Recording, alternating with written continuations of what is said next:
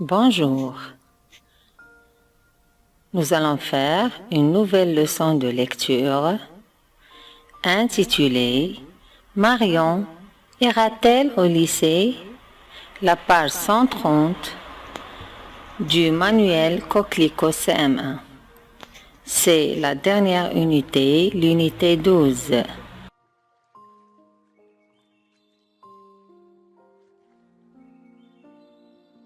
Marion ira-t-elle au lycée?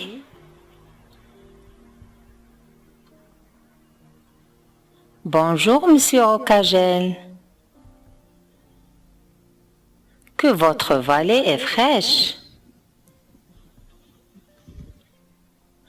Le père l'avait salué d'un geste de la main à son chapeau. Vous devez être content. Votre Marion est une bonne petite élève. Ce serait dommage qu'elle s'arrête là. Savez-vous qu'elle écrit fort bien? Sa composition française a été très remarquée par monsieur l'inspecteur.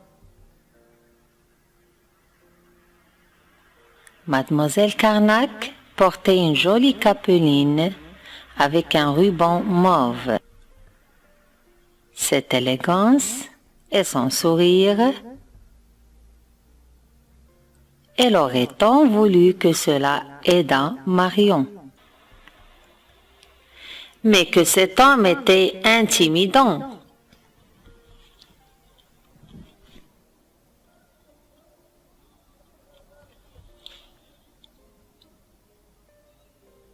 Pourquoi ne répondait-il pas? Elle continua courageusement.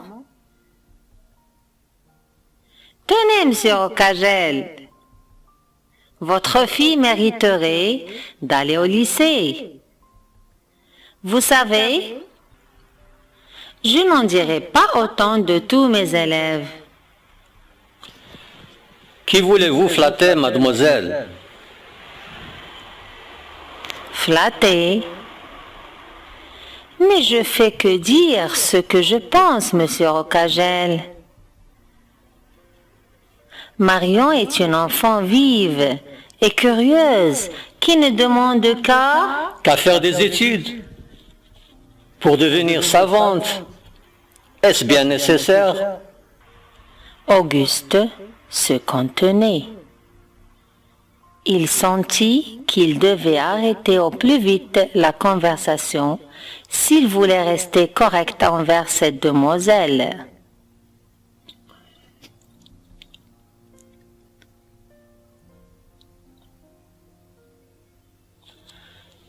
Voyons, mademoiselle. Dites-moi de quoi Marion a besoin. À son âge, il lui faut une famille et une maison. Je suis son père. Elle habite une maison dont n'importe qui devrait être fier. Elle est trop jeune pour savoir ce qu'il lui faut pour être heureuse. Moi, je le sais. Qu'elle m'obéisse. Et surtout, ajouta-t-il en haussant la voix et en agitant sa canne. Surtout qu'elle ne se mette pas à rêvasser. Ne l'y aidez plus, vous l'avez fait bien travailler. Elle a son examen, c'est bien. Elle pourra toujours tenir quelques comptes pour son mari, lire une recette de cuisine, envoyer des nouvelles à la famille.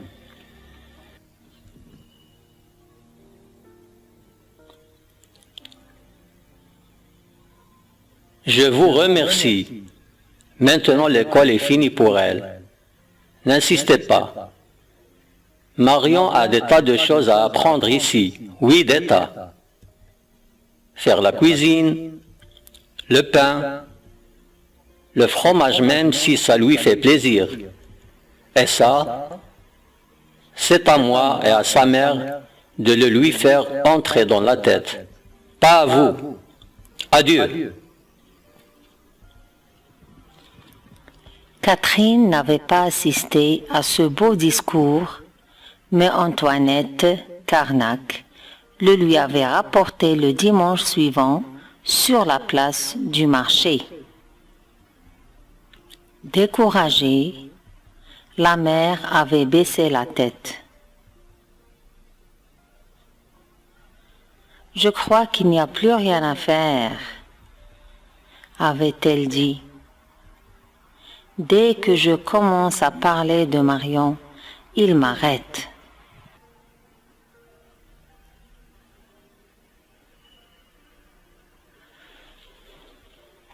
On dirait qu'il ne veut plus entendre parler d'elle, et lorsqu'il la voit inactive dans un coin de la maison, il la secoue en lui disant « Va faire tes études dans la basse-cour. C'est au cochon qu'il faut demander des leçons maintenant. » D'après Claude Rose Touati, La Roque Basse, édition Messidor, La Farandole.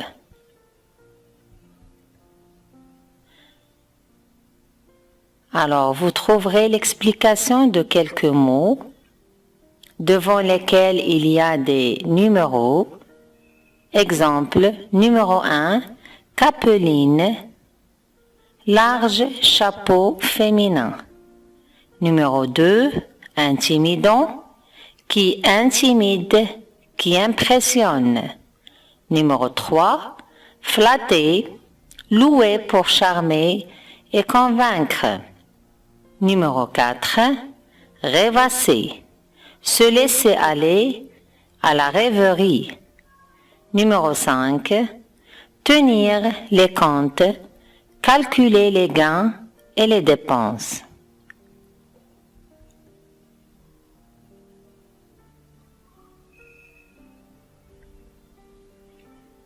Compréhension. D'où est extraite cette histoire?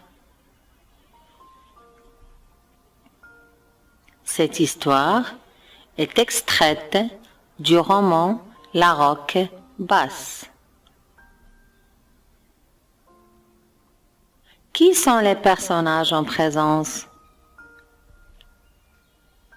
Les personnages en présence sont Monsieur Rocagel et Mademoiselle Carnac. Comment s'appelle la maman de Marion?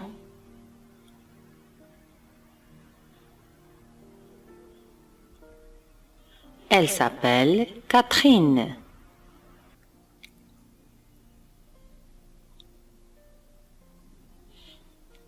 Premièrement, où se passe cette histoire? De qui parle-t-on dans ce texte? Cette histoire se passe à la ferme de Monsieur Rocagel. Dans ce texte, on parle de Marion qui a envie de poursuivre ses études au lycée. Deuxièmement, qui est Mademoiselle Carnac? Que vient-elle faire chez les Rocagel? Mademoiselle Carnac est la maîtresse de Marion. Elle vient chez les Rocagel pour convaincre le père de laisser Marion aller au lycée. Troisièmement, quel argument avance l'institutrice au papa de Marion?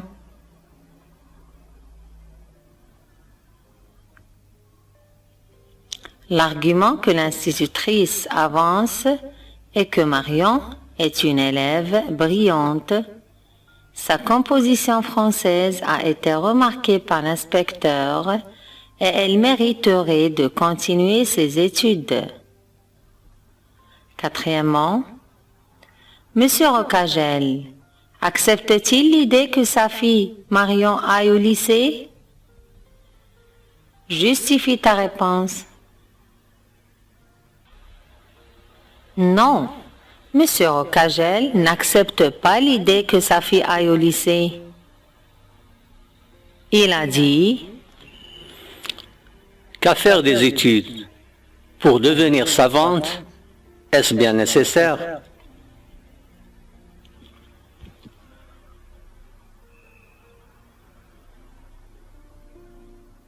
Cinquièmement, quel avenir imagine-t-il pour sa fille Marion? Monsieur Rocagel imagine pour sa fille un avenir différent. Se marier, tenir quelques comptes pour son mari, faire la cuisine, le pain, le fromage, etc. Sixièmement, Madame Rocagel pense-t-elle comme son mari? Non. Madame Rocagel aimerait que sa fille aille au lycée. Elle ne pense pas comme son mari. Elle était peinée de l'entendre lui dire: Va faire tes études dans la basse-cour. C'est au cochon qu'il faut demander des leçons maintenant. Septièmement, que penses-tu de l'attitude du père et de ses réponses? Maintenant, l'école est finie pour elle. Faire des études pour devenir savante, est-ce bien nécessaire? Donne des arguments. Alors, personnellement, je ne suis pas d'accord avec M. Rocagel. L'école n'est jamais finie. Tant qu'on vit, on peut apprendre. Alors, et vous, qu'est-ce que vous en pensez? Parce que, tant qu'on vit, on doit apprendre et on doit savoir être, savoir agir, savoir faire. Et pour cela, il faut aller à l'école. C'est la moindre des choses. Alors j'espère que notre leçon était claire et je vous demande de faire très attention quand vous êtes à l'école parce que vous avez une chance que beaucoup d'autres n'ont pas. Aller à l'école est un droit. Alors, profitez-en, apprenez, ne perdez pas votre temps et surtout quand vous êtes à l'école. Essayez d'apprendre, essayez d'écouter le prof et je vous souhaite bon courage et à très bientôt.